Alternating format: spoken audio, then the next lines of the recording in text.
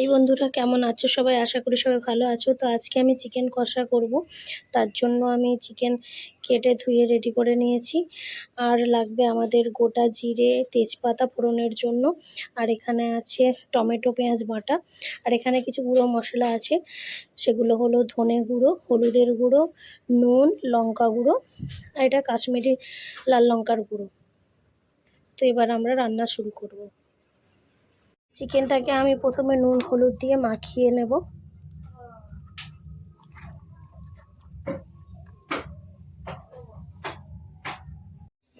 তো প্রথমেই আমি কড়াইয়ে সর্ষের তেল দিয়ে দেবো। এবার নুন হলুদ দিয়ে মাখিয়ে রাখা চিকেনগুলো এক এক করে ভেজে নেব।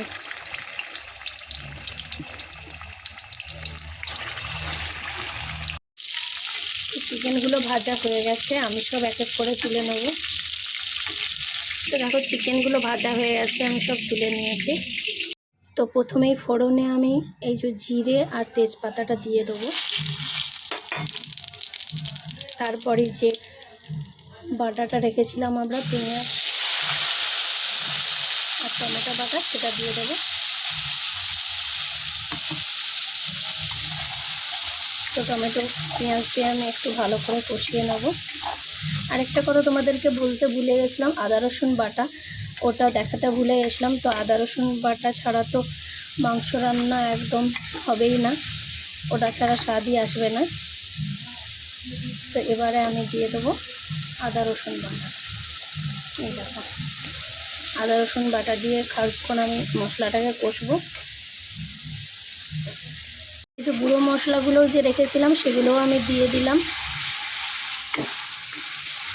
দেওয়ার পর ভালো করে একটু কষবো। অল্প জল দিয়ে কষবো, তাহলে তলায় মশলাটা লেগে যাবে না। তো মশলা কষানো একদম রেডি, দেখো ওপর থেকে তেল ছেড়ে দিয়েছে। এবার আমি যে চিকেনগুলো ভেজে রেখেছিলাম ওগুলো সব দিয়ে দেবো। এগুলো দেওয়ার পর ভালো করে কষাবো। এগুলো দেওয়ার পর এখন আর জল দেওয়া চলবে না, এটা দিয়েই ভালো করে কষাতে হবে। এটা থেকেই আস্তে আস্তে কমিয়ে কমিয়ে কষালে, গ্যাসটা কমিয়ে কমিয়ে, তাহলে এটা থেকেই জল বেরোবে, তাতেই ভালো সিদ্ধ হয়ে যাবে। অর্ধেক তো সিদ্ধ হয়েই আছে ভাজার সময়। তো চিকেন ভালো করে কষানোর পরে আমি জল দিয়ে দিয়েছি। তো ভালো করে ফুটে ঝোলটা মরে গেলে আমাদের চিকেন কষা রেডি হয়ে যাবে। দেখো ঝোলটা মরে গেছে পুরো একদম। এবারে আমি দিয়ে দেবো কিছুটা গরম মশলার গুঁড়ো।